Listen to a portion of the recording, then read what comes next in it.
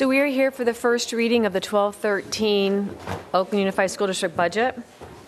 We're going to start off with where we are today with the governor's May revise. Which one is Excuse me one second. Can we close the door in the back? There's a lot of noise from the hallway, and it's quite hard for us to hear. You can get that back. Go ahead. The plan is still for on June 15th, the state will pass a budget. What we know is that it's not going to be significantly different from what was proposed in May, which is that we have flat funding, and that will be our best case scenario. The worst case scenario is that we're going to have big cuts. All of this is going to hinge on tax initiatives. If they fail in November, the impact on our district would be $13.5 million. We've set that amount aside as a reserve in our ending fund balance, but it's important to note that that is a one-time use of money. The highlights for the year 12-13 coming up. We have additional funding for schools. There were closures, consolidations, and some expanded grades. We have additional investments in our security school officers, custodial services, and at the high schools for the TSAs. Oops, sorry. This is a summary page of our schools and the enrollment that we have right now that we had in 11-12 on the 20th day, and a projection of what we believe it will be on 12-13. You notice down here at the bottom, we have a total of 15 schools and changes in school sizes in terms of whether it's for closures, consolidations, or charter conversions. We are also noting over here, importantly, we're projecting a loss of 841 enrollment because of charter conversions. Here we're looking at the total overall budget in 12-13. What that means is we're looking at restricted and unrestricted resources. We have a total of $522.7 million for total expenditures, and they fall into 6 categories that you see below here. The largest one would be the general fund, and that represents about 73% of the total budgeted expenditures.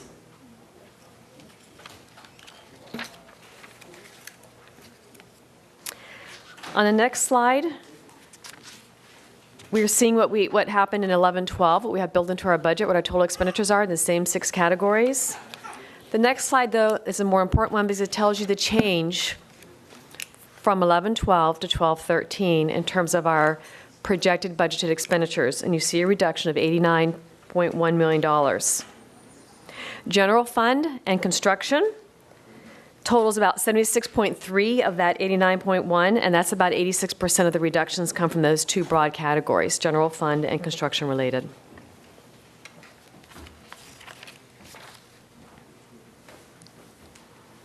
On this slide, what we're looking at is our total general fund again. This would be, again, looking at restricted and unrestricted.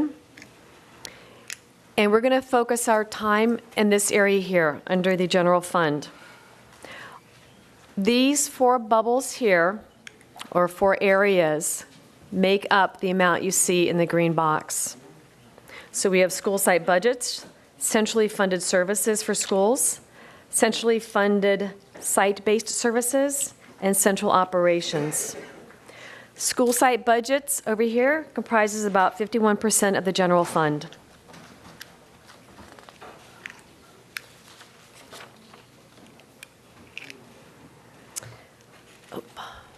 Okay, here we're looking at 11-12. Again, the next slide is more important because it shows you the change between 11-12 and 12-13 under our general fund total expenditures. We have a reduction of $37.5 million. You will note that under the centrally funded services for schools, we're showing that special ed is reflecting a $3.2 million reduction of expenditures. That mostly came from transportation. We also are showing here that, excuse me, let me come over here to the right, that in each of our categories coming across, you see the net change in expenditures, and all of them are in the red because each department had their share of reductions.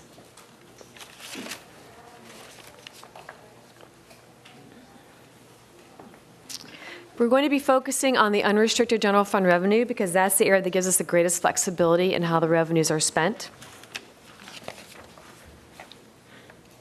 Here we're looking at unrestricted, and we're looking at what we're looking to build for the 12-13, what has been built for the 12-13.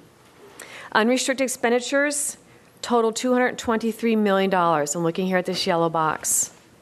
It is made up of these 4 boxes. Again, the school site's budget accounts for $163 million, so they're receiving 73% of our unrestricted resources.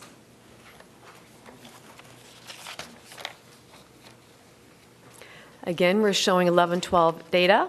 The more important one is the next slide, which shows the change between 11-12 to 12-13. Under unrestricted resources, sorry about that. Where do I stop? That one. Is that 89.1? Okay. You're going to see here. Do I have the wrong one? Excuse me, you're on, you have 14 up there, but I think you want slide 18. 16, 17, 18. There, That I one, think that's thank where you. are. Okay. What I want to point out here is that under unrestricted resources, you see a net change of $0.1 million in expenditures. Yet you will see under school site budgets, their budgets increased by 2.8. We were able to do that with limited resources because, as I mentioned earlier, flat funding is going to be our best expectation, is because the other 3 categories took reductions in order to provide more resources for the school sites.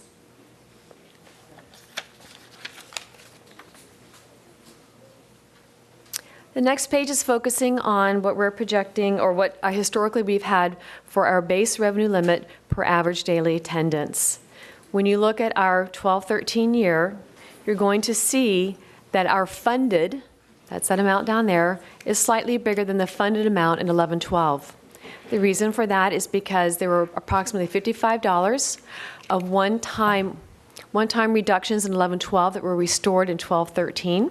So that's why you see that slight bump up in 12-13. However, it's interesting to note that our unfunded amount from 11-12 grew in 12-13.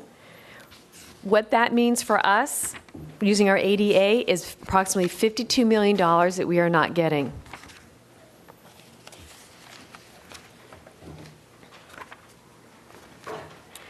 This here is focusing on the average daily attendance number that we're using to determine our total revenue limit. And again, you can see that the numbers, that the number is decreasing from 11-12 to 12-13, our ADA, and that's attributable to the fact that we've had 2 charter school conversions.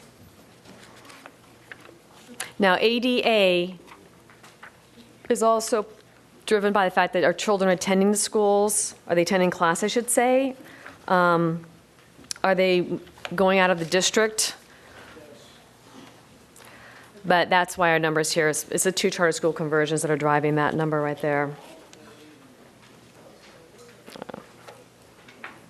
The following 3 pages are showing a variance analysis between our assumptions for 12-13, which is in the yellow box, and 11-12.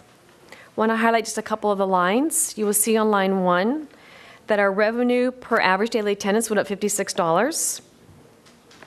As I spoke earlier, our average daily attendance dropped 781. That's the 2 charter school conversions. Because we had the 2 charter school conversions, it drives the drop in revenue and class size reduction of 367 million, or 7,000, and it also drives a reduction in lottery. The other important area to look at is we've got transfers in, which is down here in the bottom box. You'll note that we have the final drawdown of the loan, state loan. In 12-13, it's going to be $589,000, which is a reduction of $1.5 million. And the adult ed flex, there was a one-time expenditure of $2.5, and that was for the one-time early retirement program. These pages are still going on. I think what's the most important here is we look under contributions. You're going to see a net here of a $1.7 million reduction in contributions to special ed programs. Under RRMA, which is restricted routine maintenance, you'll note there that we have a reduction in program expenditures, that has to do not with the fact that any program was reduced, but because we were shifting expenditures from RRMA over to the capital facility and special reserve funds.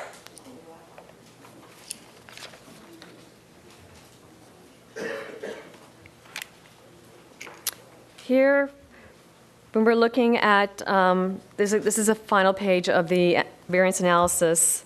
You'll note here again what was mentioned earlier under central budgets is that here we're allocating more funds for school security officers and also the board's priority on attracting and retaining teachers.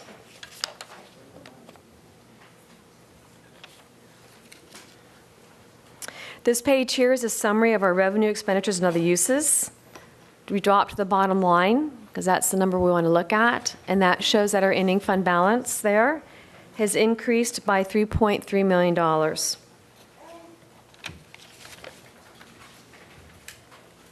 The next 4 pages discuss what are our fluctuations as we look at 12-13 budget versus what was happening in 11-12. Just a couple of them to draw your attention again, to repeat again. Here's our loss of revenue here, $4.3 million, or $4 million, I'm sorry, the reduction of the ADA because of charter school conversions. You will see that we have an increase in our charter school fees of 1.3, and also the increase in lease income, which is a Santa Fe school being leased to Emeryville. Down under Area 3, you'll see one-time decreases of 1.5 and also 2.6. Those are just one time, and they won't be reoccurring in 12-13. This page continues a discussion of our fluctuations. Here, point out on these 2 lines here, we're showing an increase of $14 million to schools, split between elementary and secondary. Down on the last 2 lines, under this area here, you will see that there is an elimination of one-time expenditures that were to support certain schools and also for the early retirement program.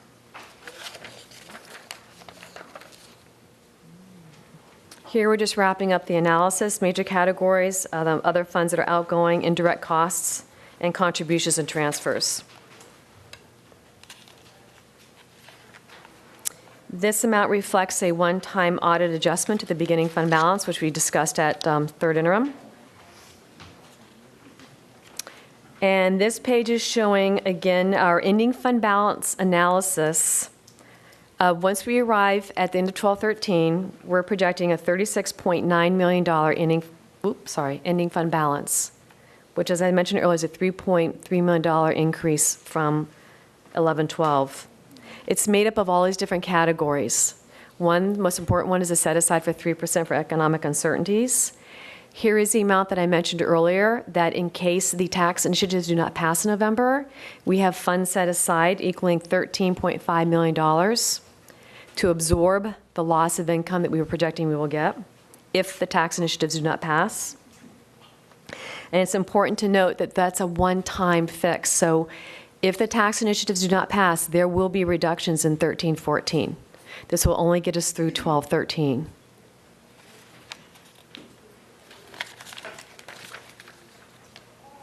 Next page, line we're focusing on here is the structural surplus. We now have $306,000 at 12-13, which is very positive. And now I'm ready for any questions you might have.